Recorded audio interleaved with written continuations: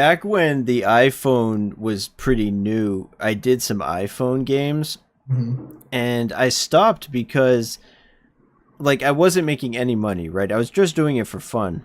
Uh-huh. And so I had bought to do at the time Android wasn't really a thing, so you had to develop for the iPhone Uh-huh. for if you wanted to get any sort of like traction. So I bought a Mac, and then you also have to pay Apple $100 a year to put an app on the store.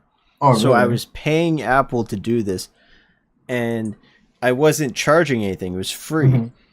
And people, and so, I'm paying money, and then I'm spending like all my time, all my free time, like for months on this game.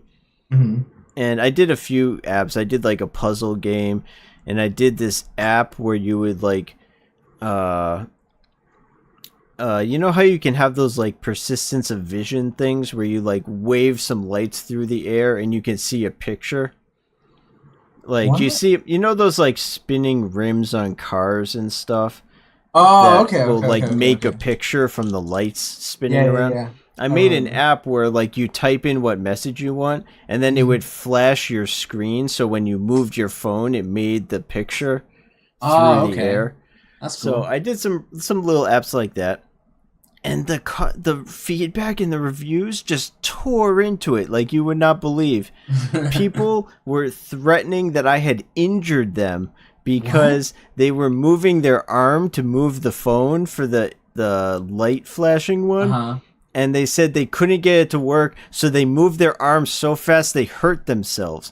And my app What? was like physically hurting people. They were like on the edge of threatening that they were gonna like come after me Like for sue you or damages something? because my app had hurt them physically.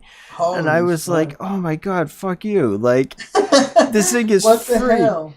And like I put out a puzzle game and people just tore into it, and like it was unbelievable. And so I stopped because I was like, well, fuck this. Like, Yeah, I'm that's spending insane. all this money, spending all my time for people to like threaten me.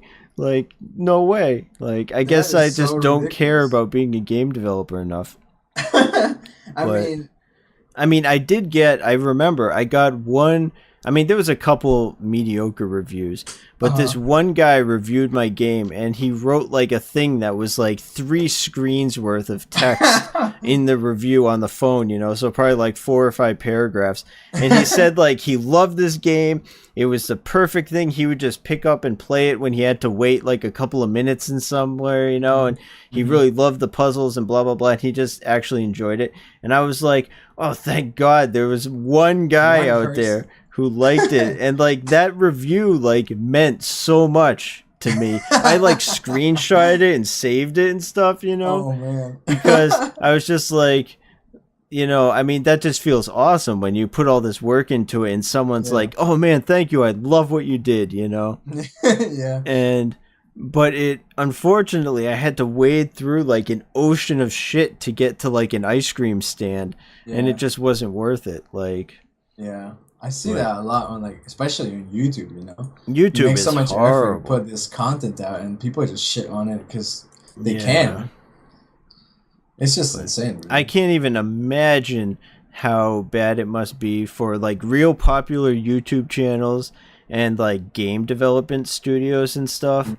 Like, you at that point you just have to not read any of the comments or reviews, Yeah. because there's just no way, like, human beings are not wired to take that level of criticism, you know what I mean? Yeah. You can't just go through like all of them. Like that's why they have like X person reads mean comments because you can't Yeah. go. You just do it for a specific.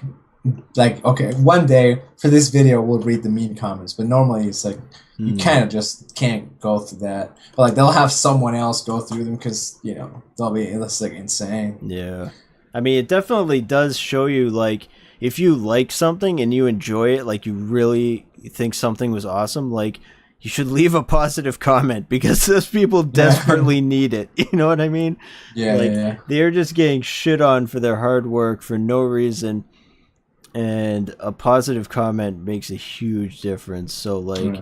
I'm sure I don't do a very good job of it, but I try to remember after that experience to like tell people when I think I really enjoy something they made, because I have a feeling that it's hard to like get that feeling when there's so much negativity.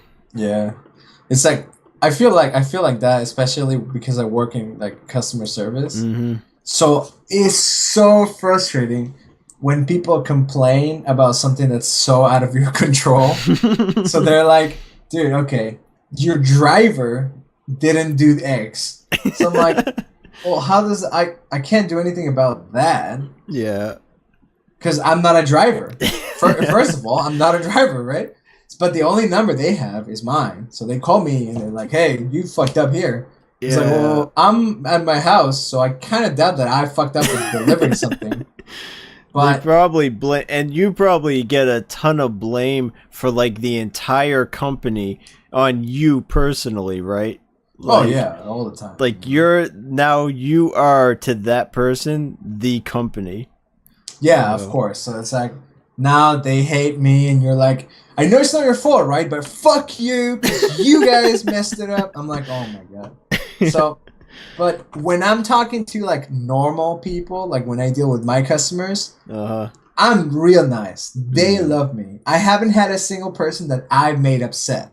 Yeah. Like they could be upset with the company, whatever they want. I'll be like, I understand, it's just our policies, or I know we suck, but you can't say that, so I'm not going to do that.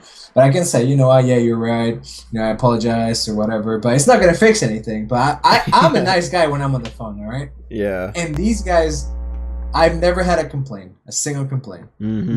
Never. The only one time the guy was like, I told him, you can't get it because your insurance won't cover it, right? Or it's not something you can get. He's like, I don't believe you. Get me your supervisor. I'm like, all right. I get my supervisor. She tells him the exact same thing. Yeah. And he's like, oh, of course. Yeah, okay, I get it. I'm like, what the fuck? I just told you that. It's literally the same thing. And he's like, he was just not taking it, right? Mm-hmm. So this guy, I'm talking to this guy for like, I has to have been like 30 minutes, which is a long time to be on the phone with our customers normally. Yeah. So he's like, okay, but I'm scared. This is the first time I'm ever getting this equipment. I've never gone there before. I'm like, all right, don't worry about it. It's not scary. Let's go over it. You're gonna get this. You're gonna get this. Your insurance pays this. You have to pay this. Here's our phone number. Here's this. Here's that. Here's this. He's like, oh my god, all right. And then we're done, right? We're done with the call. I'm like, okay, so we'll send this out for you. Call it. This is our number. Call us if you need anything. And he's like, you know what? Get me your supervisor. I was like, oh my fucking god. We've been talking for 30 minutes. Like, why? And he's like, just give me your supervisor.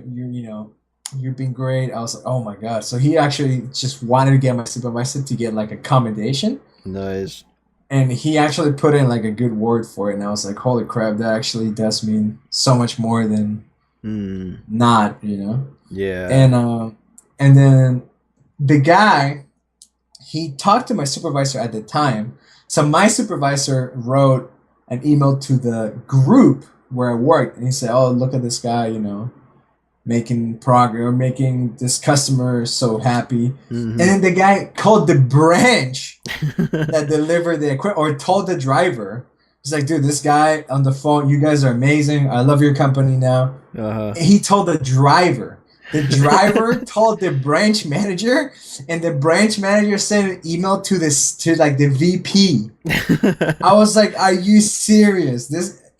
And like that actually felt so good. Like that the VP would send an email. Mm-hmm. Like it didn't get to me until a couple of rounds, right? Yeah. So they told my supervisor, and my supervisor told the entire group. Mm. So after she had already thanked me the first time, she sent another email. She said, "Thank you for what you do, whatever." Yeah. And she forwarded the entire chain. Mm. So basically, it was the branch manager telling the VP, or the sales manager telling the VP emailing the supervisor saying, "Oh, this guy's doing a good job." So that was like, wow, that actually meant so much at the time. It was pretty crazy. It means so much to get some positive like recognition. Yeah, when you're pretty like, insane, busting actually. your ass on stuff. Yeah, so that was actually really good. Nice.